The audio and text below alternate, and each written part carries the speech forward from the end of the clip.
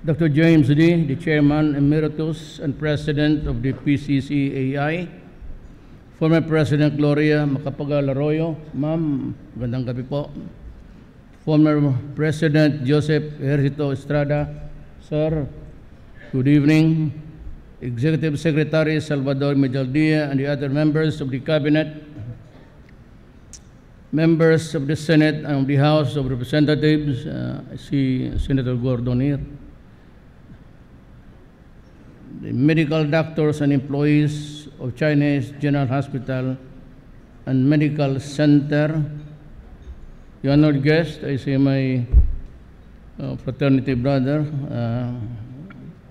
Justice Santos. Brad, magandang gabi sa inyo, ladies and gentlemen. I have a three-page speech. I will be through in about a minute and a half. So I would just bid my you goodbye because I have to fly back to Davao tonight. I apologize for the attire. I thought that I could make it on time to my quarters there in Pasig. Apparently, I was busy talking to the ambassador. Is he here? Ambassador Xiao. He was there to preside over the delivery of the arms and ammunition donated by China. It took about 4 cargo planes as big as the C-130 of the Americans. And I would like to thank China and President Xi Jinping and the ambassador for their kind assistance. We're talking of charity, humanity, and help. But before that, I'd like to pay tribute and homage to the men and women behind the Chinese General Hospital when it was first established. I'm sure they are not around, but their humanity and love of fellow men remains, and it is conveyed and transferred from one generation to another. My mother was also one of the early workers of Davao Chinese School.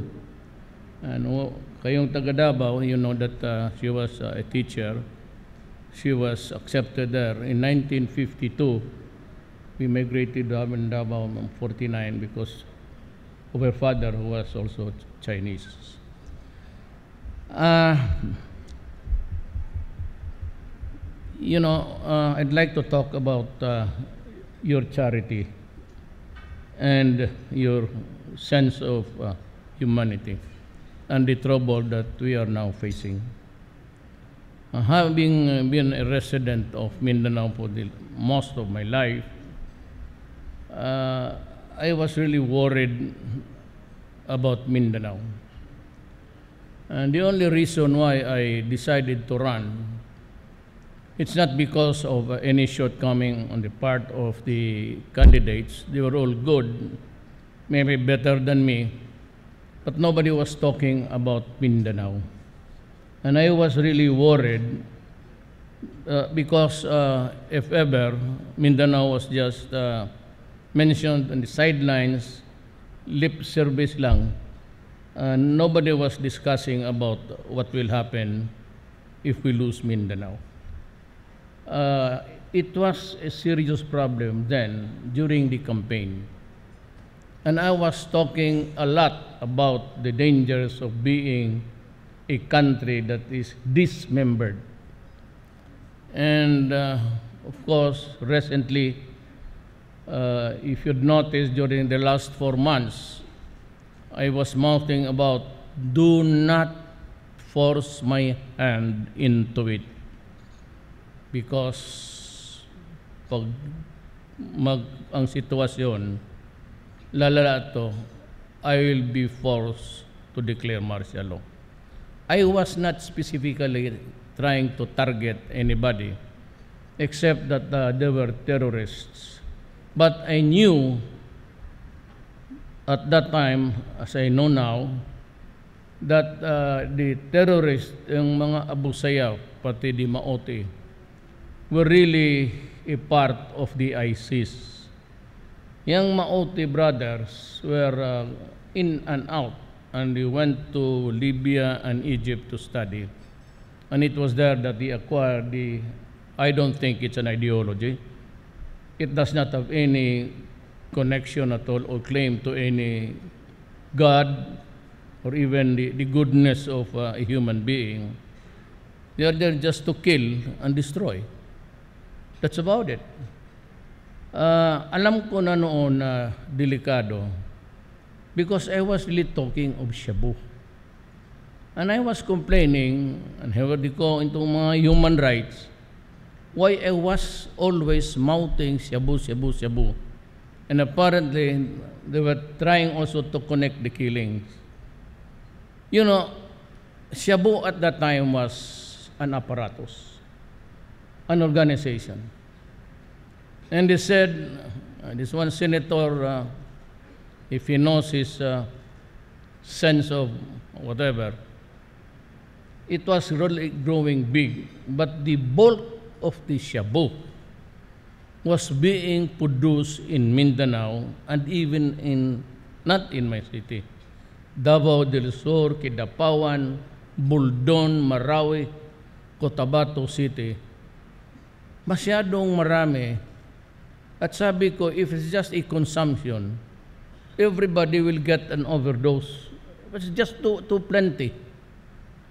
And, you know, as a mayor for the last 23 years, and having been a prosecutor once upon a time in my life, I was trying to figure out why. And then I realized that, at least in Mindanao, and part of the larger shipments, Shabu was funding or was fueling the insurrection. At that time, ang ISIS wala pa sa picture. But when they imported Hapilon to central Mindanao, is Tausug. At alam naman ninyo kayong, the Tausug can never get together with the Maranaos. And the Maranaos could never understand also the Tausug and even the Maguindanao. Hindi magpatayan yan. And that quarrel of them started even before the arrival of the Spaniards. It started with the Shiite Patricia. Yung religion ngayon, nagpapatayan sila doon sa ano. They were battling it out, but 90% of the Moro who are Muslims, 90% of them are Sunni. Marawi is Shiite. Yung motif nila, yung bishop, is there. He holds office there. Nung pinapasok nila si Hapilon, nagdududa ako kasi hindi to pwedeng mag-yan. There could only be one reason. There was a poste, a rallying point. Then I realized that it was the infiltration of the IS. Kaya ako sige nang sabi, do not force my hand into it because they were planting IEDs, improvised explosive devices, everywhere, including the Zamboanga High School. Kaya ako pumutok na talaga, pati mga bata na. Sabi ko, delikado na to, but still, pigil ako kasi, you know, you do not resort to extraordinary powers for a flimsy reason. But when I was in Moscow, I was only about 6 hours there. I was waiting for the chance to meet President Putin. But he finally, kung nalaman niya na alis na ako, he called his men there to tell me to wait because he was from the other region. You know, Russia is a vast expanse of territory. A part of Russia lies in Asia, And a part of it is also in Europe. But I had to, sabi niya, 6 hours. And I got to talk to him. Same problem. Yun ang sinabi ko na sabi niya nga, malakas na nga ang pasok sa ano ninyo. Intelligence from all sources. Nung sinabi na ng inatake yung Marawi, Marawi was attacked by the ISIS together with the terrorists, mostly foreigners yung nasa forefront. And they were the Kuwaitis who are parang puti yan eh. At a distance, masbi mo Amerikano, except for the birds. Ano talaga, mga puti. May 4 sila nakita, 6, tapos Indonesians because of their language. And Malaysians. Nung sabi ko ilan, sabi ko ito na yun. Kaya kung terorista lang na local, I wouldn't have declared martial law. But since they were already coming here because of their dream to establish a caliphate, a kingdom in Southeast Asia, sabi ko, delikado ito. Nung sinabi sa akin ng mga military kasama ko na the situation is critical because they were attacking also civilians, I had to sign a declaration dated on that day, but I signed it in Moscow, Russia. So that was the truth, I was there. But I sent the electronic copy of my declaration forthwith. So napadala ko. Yan ang problema ngayon. Marami yung patay dyan. Hindi lang including the civilians. I would not speculate on how many Christians were being beheaded, but that is how the ISIS operates. It does not have any compassion at all. No reason to kill a Christian or a child or a pregnant woman. And they are doing it also in the Middle East. They burn you, place you in a cage. At alam mo, sa totoo lang, I went there for the second time sa China. We had a talk with President Xi Jinping and the rest of his, we had a serious talk sa airport. Sabi niya, tutulong kami.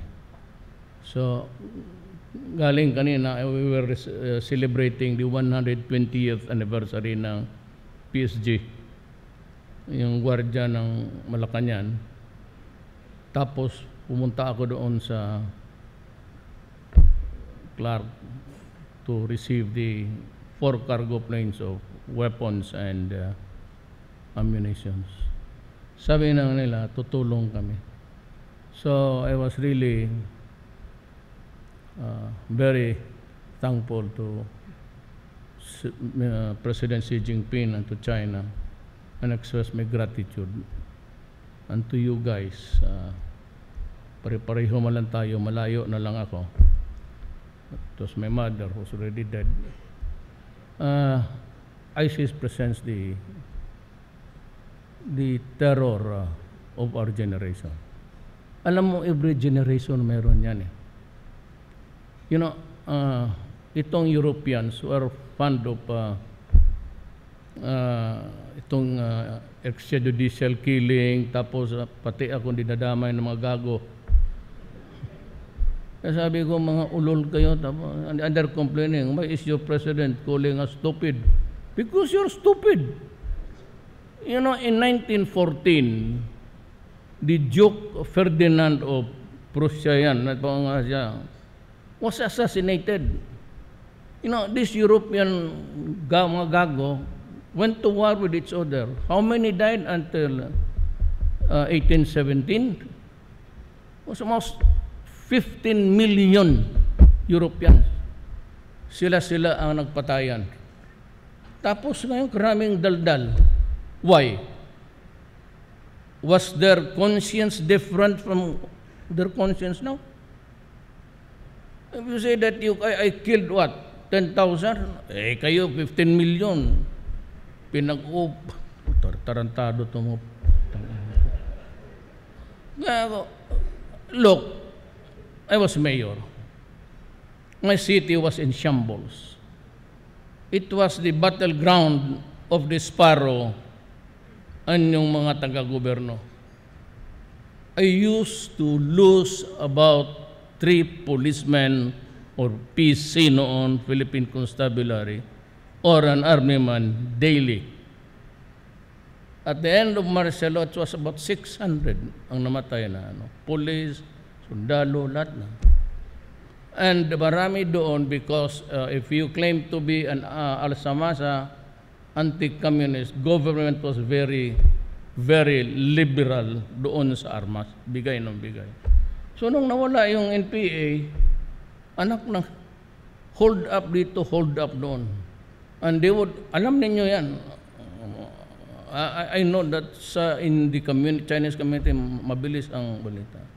They would get into your house, since you cannot also withdraw more than 50,000, mag-standby yan sa bahay mo isang linggo. Reripin yung anak mo, asawa mo, ang mga maid. Tapos, every day, you go back to the bank, you have just to be silent about it because your family is being hostage. Tiisin mo yan. And that was the practice. Puro mga gobyerno yun noon na mga agent na nagwala. So, there's no sense of talking to them. So, there was drug. Shabu was already made its appearance at that time. And so I said, I cannot run a city with this kind of situation. And I would not be a mayor. Mag-resign na lang ako kung hindi ko talwalong. If I could not make a difference in their lives, what will be the point in electing me as mayor? Kaya sinabi ko, do not destroy my city and do not destroy the youth of my land because I will kill you. Putang, talagang papatayin kita. You destroy a city. And when I became the president, I uttered the same words. Tapos sabihin itong mga gago na si Duterte pinapatay yung mahirap. Look, if there is an organization, may mga manufacturers, may lieutenants, garden runners. Kung wala yan, yung Shabu mo useless lang. Ibuhos mo na nandyan sa Manila Bay. Wala kang tigpabili. No vendors, no. Ngayon, kung hindi mo rin hiritan ito, patay, may ready siya, boy, and others will take over. Walang katapusan. Yan ang problema in destroying an apparatus or an organization. I don't give a shit kung ikaw ang pinakamahirap sa mundo o ikaw ang pinaka-biggest drug lord. Pareho kayong dalawa because one without the other, there can be no effective. Tapos sabihin nito mga gago na to, binabayaran ko.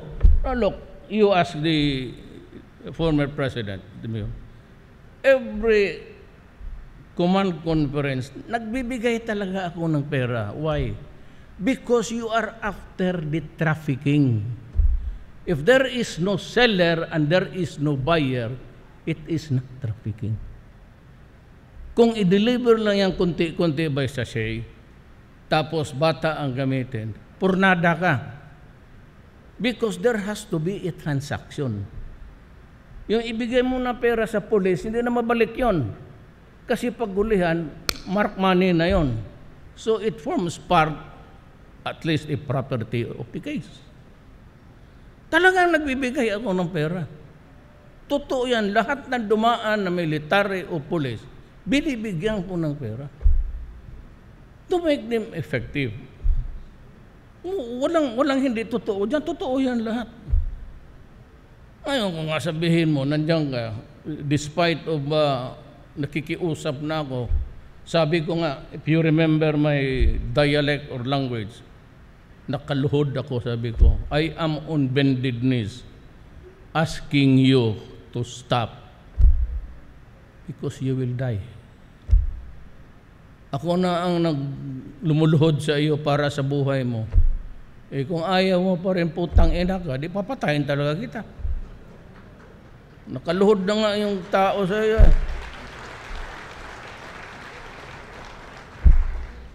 Na, bakit hindi ako maingat? Kasi kung walang gano'n, na same in dito sa Marawi. Sabi nila, ang Marcelo, because delikado talaga. Bakit Mindanao? Look, Central Mindanao is Lanao del Norte, Lanao del Sur, Cotabato, Sultan Kudarat, Maguindanao. Yan. Tapos Zamboanga, dito Osamis, Cagayan, Davao City, Caraga. Lahat yan sa Mindanao may muro. At lahat yung mga yan may mga pinsan. At lahat yan puro Muslim. Wala akong galit sa mga Muslim na Muslim. Kasi ang Islam does not also allow you to kill just anybody. That also is true for the Christians and the Judaism. You do not just kill people for nothing. Kaya ako, I had to. Kasi ang spillover. And there is Sulu, Hulo, Tawi-Tawi, very active. Gumagamit na ako ng bomba doon, which is not ordinarily used in a rebellion. Kasi fight lang ito, pero ito, they are not trying to congregate. Ay, pag sabi ko, pag marami yan, bombahan mo na, unahan mo. And to think na masabi kayo, yung Chinese grandmother ko married Maranao. Para malaman ninyo yan. So wala akong galit sa Moro, wala akong galit sa Islam. Galit ako sa terorista. Whatever their citizenship or whatever nationality. Wala silang gawin kung ngayon nandito ako. Why did you declare martial law? Because according to the armed forces and the police, critical. Now, we have standards of being critical. I have my own standards of what critical situation is. Might be different from the critical situations of the other, especially yung kalaban na sa politika, because they would always downgrade it. Na mine, sa critical, pag inatake mo na ng isang syudad, that is critical to me because you're attacking innocent civilians. Ngayon, the next question is, kailan matapos ito Duterte? Look, I am not a field officer. I do not go around selling plastic products and asking people. I am not an employee that makes surveys there in the mountain. My decision was solely made upon ang totoo, hindi yan sila nagsabi mag-martial law ka, Mayor. Sinabi sa akin, Mayor kasi tawag nila, ayaw ko matpatawag ng Presidente. Kikita mo yung introduction. Sabi niya, Mayor, critical. Critical to me is critical in my own standard. So I declared martial law. Ngayon sabihin ninyo, kailan matapos to? Well, ang military ang nagsabi, ang police ang nagsabi sa akin critical. Pag sinabi na nila, everybody is safe, and everybody is free to roam around Mindanao, and he will be alive for the next 24 hours, then I would ask them, do you think it's time to lift the martial law? Kung magsabi sila, wag muna, hanggang kailan, I really do not know. Magsabihin, it is not my option. I will listen to them. Then I will ask for their recommendation. They should know better than me. Pag sinabi nila wag muna, adi wala tayong magawa. Na about 60 days. Di magpunta ako sa Congress, another 60 days. Give me another 60 days, but maybe I'd be able to eliminate all of them. Ang akin dong order sa Mindanao, pag ikaw humawak ng baril, hindi ka police pati military, shoot him dead. Kasi papatayin talaga tayo niyan. Hindi lang papatayin, ang ulo ng presidente, ilagay na doon sa plaza. Hawakan ni Rizal, kaganon. Tangin. Bullshit na. Ako pantakuti na, nako. Bagay noon, praktisado ako sa manok. Hindi gano'n ng ulo, pero marunong ma rin ako magputol ng ulo, anak ng waiting. Well, question lang yan sa init ng ulo kung matimingan mo talaga. But you know, do you know why I'm emotional? Do you know why I am almost enraged? Kasi ako ang nag-declare ng martial law. Ako ang nag-utos sa mga sundalo. Pumunta kayo doon, magpatay kayo.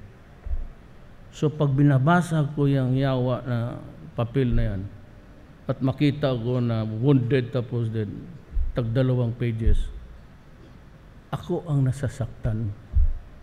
And I feel, even if it's right or wrong, the burden of guilt.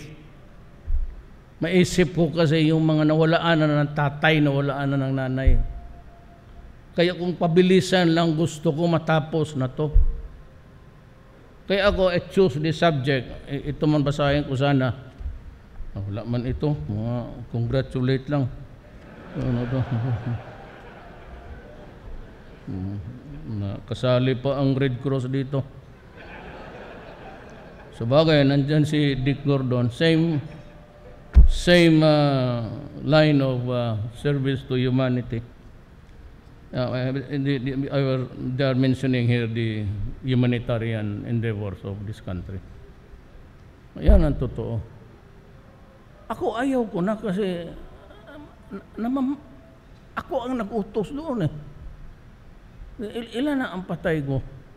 Kaya sabi ko nga na nung nalaman ko to Jaime na salamat ako na mga sundalo pati libre dyan sa Chinese dyan.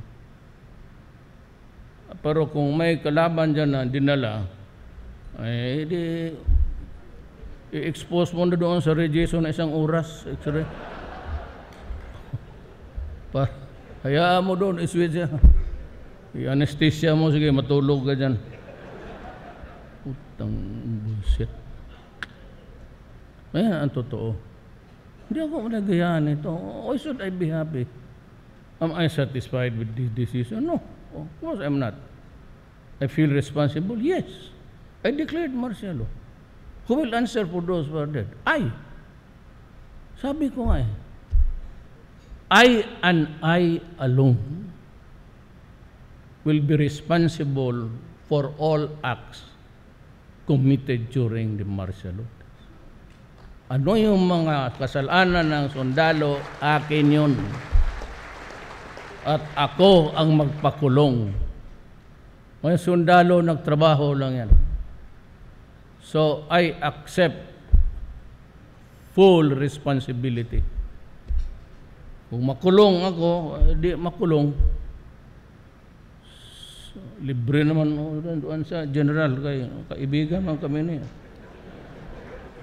I'm 72. Huwag mo akong bulahin, magdating ako ng 80. Kalukuhan na yan. I'd be 77 years old. Time to die. Kasi demanda ka mo rin mga kalaban mo. Ang buhay na to. Pero yan talaga ang totoo. But I am really very, very almost with the sense of gratitude sa Chinese. Alam mo kasi ang Chinese, it's not really, it is not your brief, it is mine. Ang mga Chinese kasi pumunta dito, wala naman di negosyo lang. Wala ko, lulo ko, Kopras, Batibikiri. Hindi naman nangagawa ng lupa, nagbili naman siya. The Chinese came over, mga nila, they never conquered any territory. They never claimed anybody's land. Wala man silang ginawa, negosyo lang. So, ako, when I saw that almost like America was trying to avoid us, mahalata ako kasi sa, during mga cocktail dyan sa mga ambasador. The reception, very cold. Even yung mga military attaches nila. So sabi ko, wala man tayong away, bakit malayo tayo? Tapos, ang pineapple, pati yung lahat ng ano natin, hindi na tinatanggap kasi quality daw. Sabi ko, what's wrong with the quality of our... So nagpunta ako sa China, sabi ko, anong problema ng saging namin na masarap man to? Sabi, usap kami. Ngayon, sabihin sa ka, asong klaseng export ninyo, bilhin namin. Kaya magpabili na lang tayo ng ibang mga fruits, pag-import tayo, pabili natin sa kanila, tubuan na lang natin. Hindi ba masakit yan sa kanila, puro tayo in-check. Ano ba naman yung tubo na para mabuhay kami dito? So that is my message to you tonight, and I would like to forgive me if I interrupt a little bit because I have to fly. I have to meet the wounded soldiers. I have allowed the Air Force to use the presidential plane. Yun ang ginagamit niya. Ako, commercial lang ako. Hanggang ngayon, itong si Pal, pati si Cebu, hindi na lang naisip nila na ang nagsasakay presidente. Hindi mo lang nakabigayan ng passes pareho sa sine.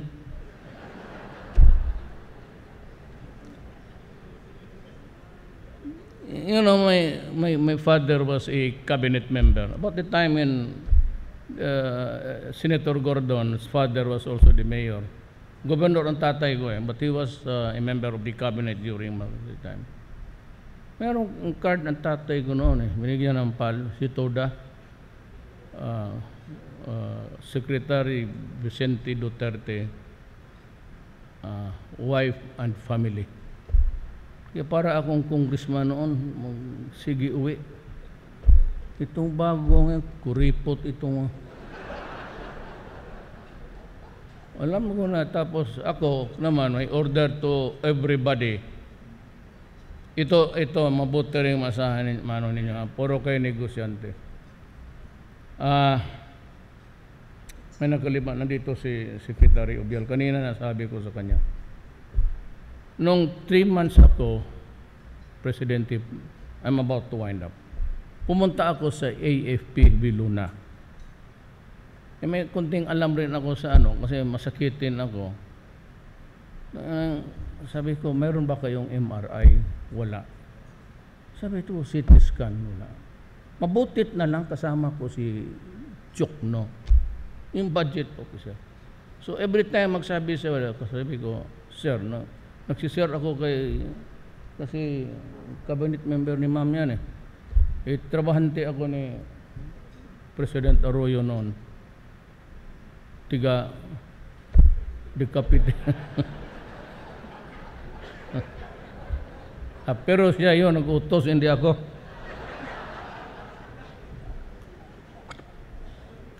Ewan sir, public security advisor. Sabi ko, anong wala ninyo nilista? Ito yan, talagang kasi nagtanong ako kanina, yung anniversary, nagkita kami ni Secretary Ubial, pati yung ibang mga doktor na sabi ko, nabili na ba ninyo yung Wala pa. Imagine last year.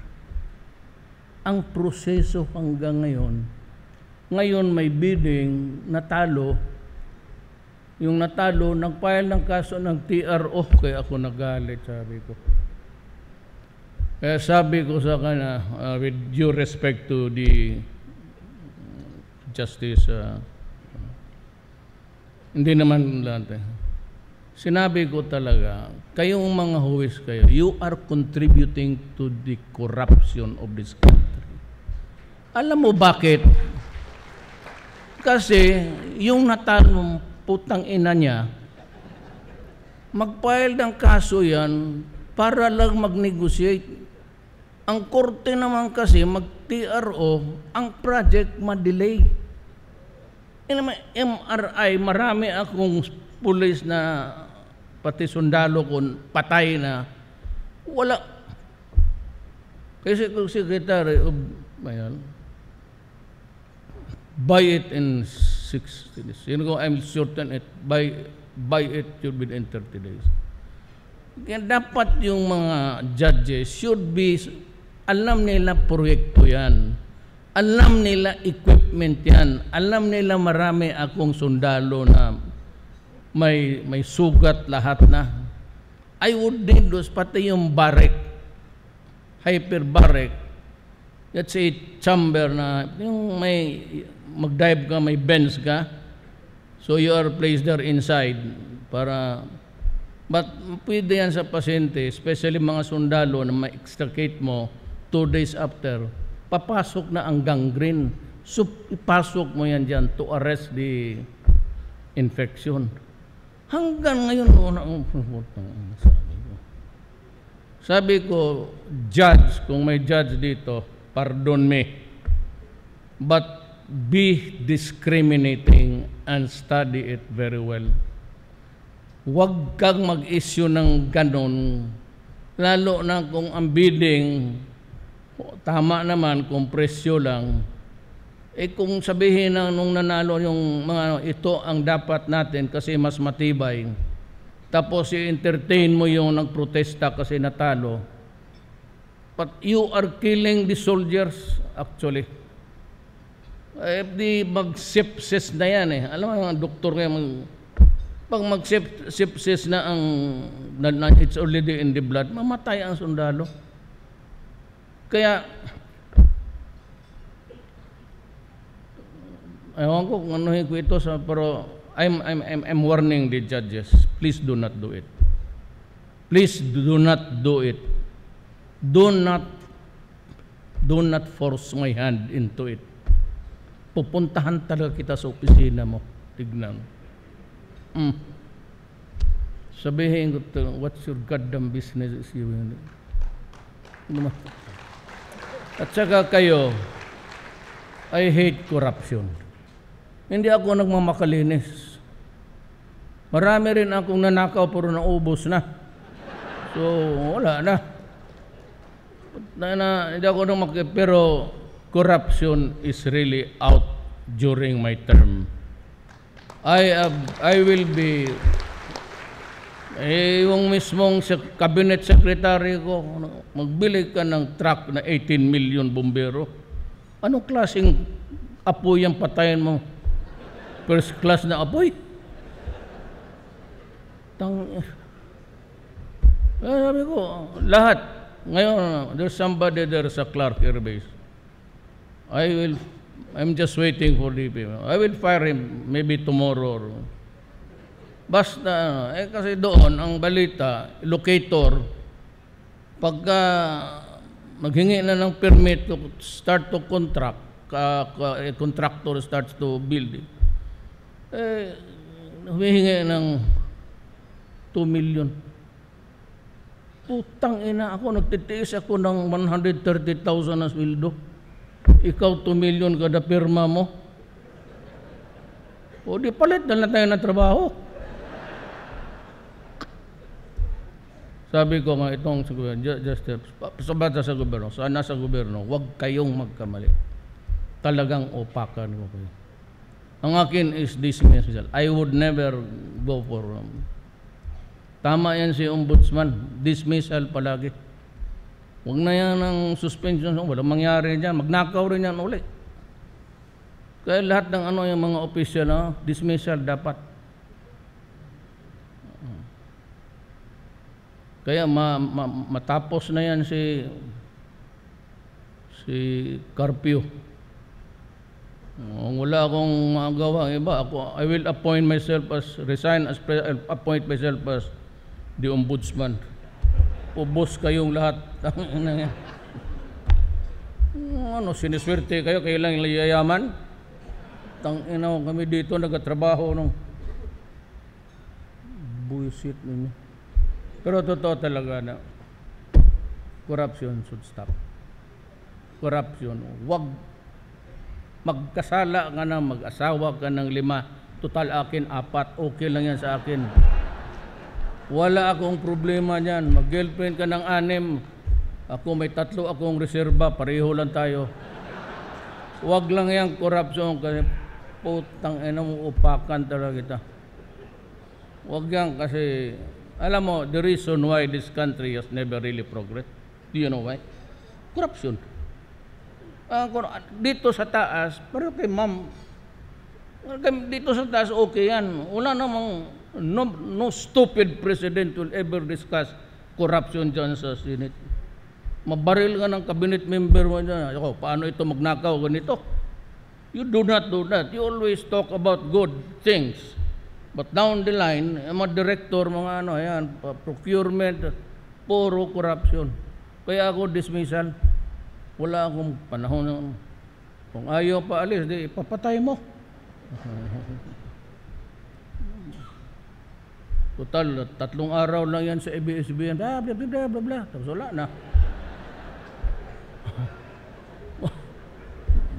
Uwi na ako kasi nasalubog namin yung, nandiyan lang ako naglanding sa Quirino, naubusan ako ng panahon we were, salubog namin yung thunderstorm, kilat dito, kilat doon, sabi ko matamaan ito, maligaya talaga siyang maligaya dito, maglukso-lukso si Dilima, si Trillanes, si Lene, kasi siya naman. Ang problema kay Lene, may problema siya. Si Lene may problema. Alam mo bakit? Putang ina si Pamatong, sabi niya, I have assumed as of today the presidency. Yung si Pamatong na, sabi niya sa newspaper na press release, as of today, I have dislodged Duterte. Sige. Total, pareho man kami lahat nagswerte. Dislodge. Ako pa. Sige, inyo na. Hala kayo dyan. Pero, kayo, the only way na makatulong kayo is really tell me straight. Anybody for that matter. Ito si Bongo, Chinese man rin to. Itong aide ko, call him. Set a date, sabihin mo lang, I have a very important, urgent matter to take up. Pag sabihin mo corruption, I'll give you all the time. I'll listen to you. At ipapakita ko sa inyo kung paano ko pakan yung wala talaga. Ako, I do not expect na during my time tataas tayo. But at least yung corruption, mawala. Talagang sumubra. I have to go home because I have a very important, you'd see me less of me until the Marawi incident is over. Nandoon ako sa mga kampo, everyday lumilipad ako ng kampo talaga. Just to raise the morale. Thank you.